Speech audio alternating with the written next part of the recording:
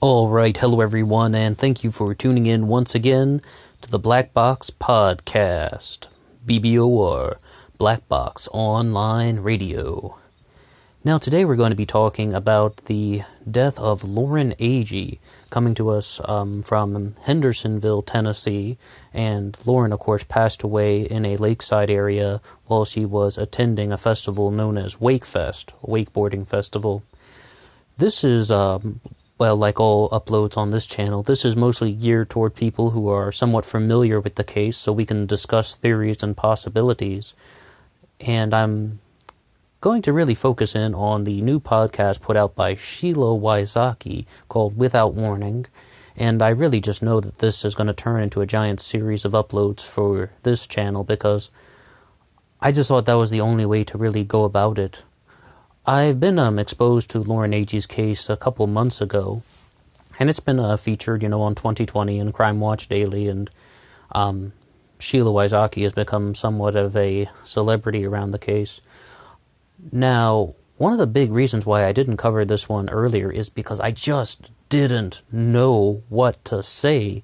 It's like, as we mentioned, this is more of a place, this is a corner of YouTube where I hope it's acceptable to discuss just theories where, people, including myself, can just say what we believe happened, and then we sort of put out these ideas so that they can be tested, and people can challenge them, and we can, try to see if some things that will expand the discussion to the point where people can actually get answers to the mysteries. But with the case of Lauren Agee, I just plain did not quite know what to say. Because, you really have this strong inclination that Lauren passed away and the three people that she was with had some involvement. But that's all we can really say. That's like the only real, hypothesis that is coming out of this. And once again, if you're somewhat familiar with the case, the three people that we're talking about would be Chris Stout, Aaron Lilly, and Hannah Palmer. And Hannah Palmer and Aaron Lilly were a couple, boyfriend and girlfriend. They have since been married. And Chris Stout was someone who was on the trip as well, and I believe there's the very famous photo of him with Lauren in a hammock. And just to sort of flat out say some things, one of the largest theories that people were putting out there was Lauren was in a hammock that was hanging on the edge of a cliff, and they thought that maybe she just sort of accidentally fell out and injured her head, and then the two gentlemen, I shouldn't really call them that, the two people, maybe you can hear some sour taste in my voice, the two guys, Chris and Dylan, it's Aaron, sorry, who the hell is Dylan? Aaron Lilly, I guess I combined some sounds. The two guys, Chris and Aaron, moved the body. That's like one of the first theories that people thought out, that this was an accidental death, but then they moved the body. And because Sheila Wysocki has conducted a test where it shows that the way that where the body was found, it had to have been staged. Furthermore, we also have the excellent work of Officer Chris Yarchuk, who did the very famous test where they roll the dummy down the side of that cliff, and there's just no way that it could have fallen from a hammock and ended up in the water. Now, was Lauren murdered? I think that's the largest question that people are asking about. It's like something is really going wrong. Something is really just sitting very poorly with me when we want to discuss the notion of an accidental death. You get that gut instinct, and it's just like, I just don't feel that. I can't even put it into words. But it's really unlikely that, this was some sort of accidental death. And there's this whole story that Lauren was cliff jumping, and all the injuries to her body came when she jumped off a cliff, as a recreational activity. But it's like, her mom, Lauren's mom, has brought up a very good point that there are no photos of that, there are no videos of that. And, these people were very, very involved with Instagram. And I believe it was Chris Stout who got on Instagram the Monday after this happened. We're talking about, 48 hours, and he wrote, "Best weekend ever," when Lauren Agee had just died. So we're just noticing some type of, narcissistic and sociopathic behavior going on. this is a difficult one. So we've talked about one theory, that, Lauren fell off the cliff and that she died from her injuries, and and Chris and Aaron moved the body to the location where it was found. We also have the sort of possibility that we've kind of very loosely debunked, that Lauren was injured from cliff diving, and then her injuries somehow led to her demise. They think, maybe she died as a result of, some sort of wound that would have, slowly built up some blood loss. I mean, that is actually, a theory that people were putting out. But once again, how did the body get where it ended up? And then there is a third one, and this is sounding a little gruesome, but is that Lauren was sexually assaulted, and the situation got out of control, and that somehow turned into a murder scene.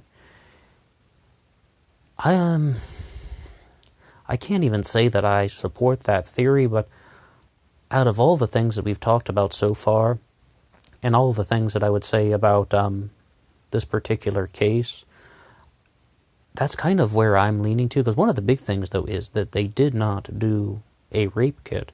And the mainstream narrative that was going out was just that it was not possible because Lauren had a tampon inside because she was menstruating.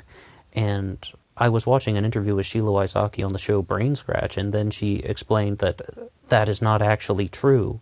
That's kind of like, something that had been spammed out to all of the media, but that was not true. So it's like,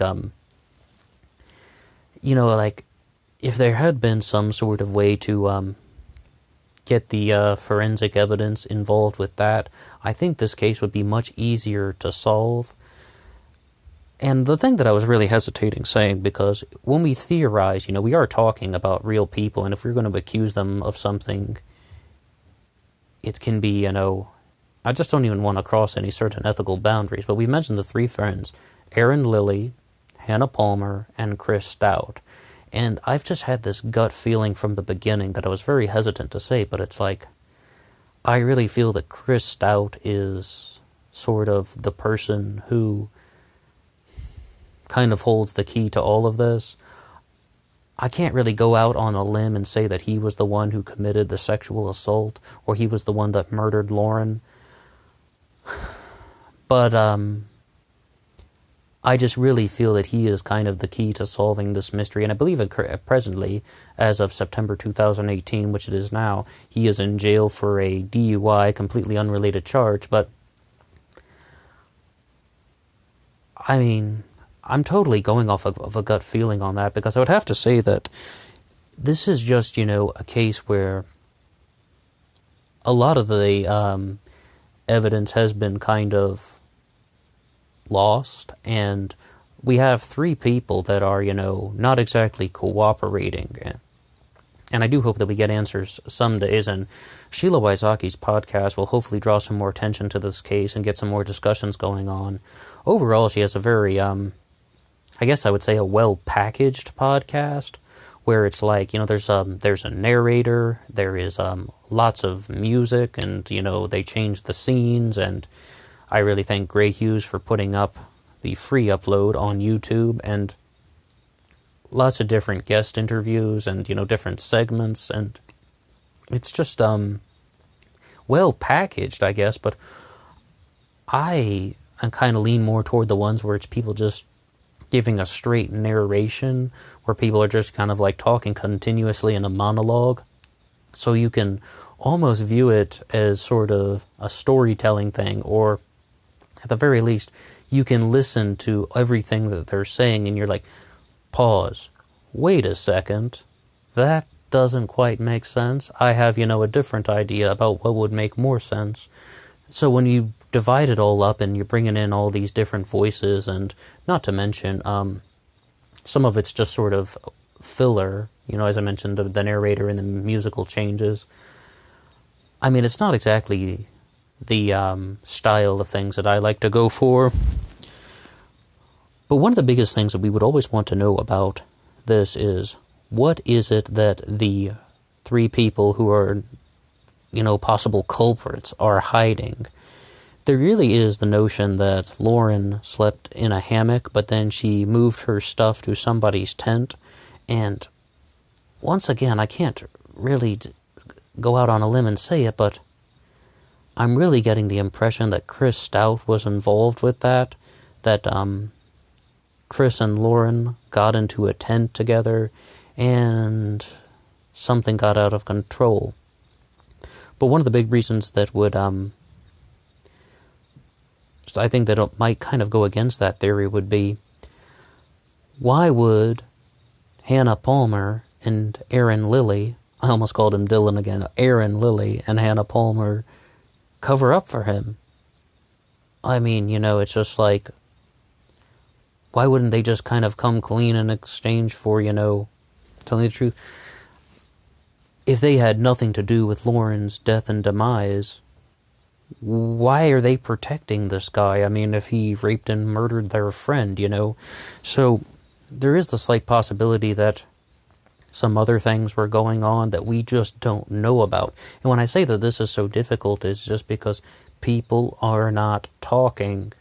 And the other thing that kind of would go against the thing that I put forth, that it was Chris Stout involved with the sexual assault, is just, it was Aaron Lilly who always told him to be silent. Chris Stout actually began talking to the investigators, and then Aaron Lilly told him multiple times to be silent, or, to stop talking, or just like... And that's when they really began to feel that there was some sort of, they were really hiding something.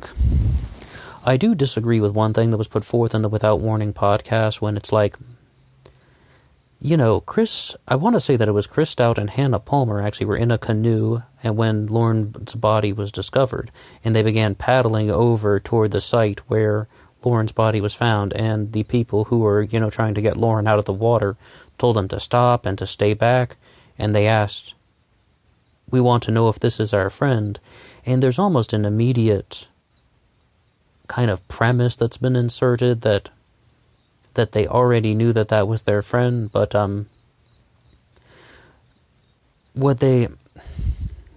think that's totally normal behavior, though. If your friend was missing, that you went out to go looking for her. I mean, they're instantly trying to say that Chris Stout was hiding something by that statement. "We want to know if this is our friend in the water." That I don't think so. I mean, I think that's very normal behavior. But what is abnormal is the way they reacted to investigators, the way they reacted to Lauren's mom, who tried to question them, and then they tried to just brush everything off and, not give the real answers about what happened, and they're trying to be deceptive and be elusive, and they don't want to participate in this investigation. So, is it possible that Aaron Lilly is really the person who got involved with Lauren and something destructive happened? It really looks like that, but why would Hannah Palmer be defending him in that particular instance?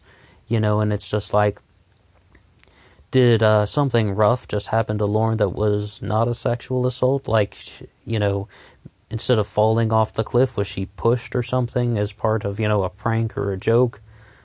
Very likely, but once again, it's just like, because nobody is coming forward, we don't really have that many pieces of evidence to go on. Well, I guess, I'm going to probably have to pause and try to give this some more thought, but what do you think happened to Lauren Agee on that night? Do you believe that she was murdered? Do you believe that this was an accidental death? Do you believe that there was a sexual assault that did not get recorded by the forensics? And which people do you think have the answers to Lauren Agee's death? All right, well, thank you for listening to this, and if you have anything to say, I believe the contact address is tips, T-I-P-S, at withoutwarning.com. I believe that's where you send them, okay? So that's all from me now, and until next time.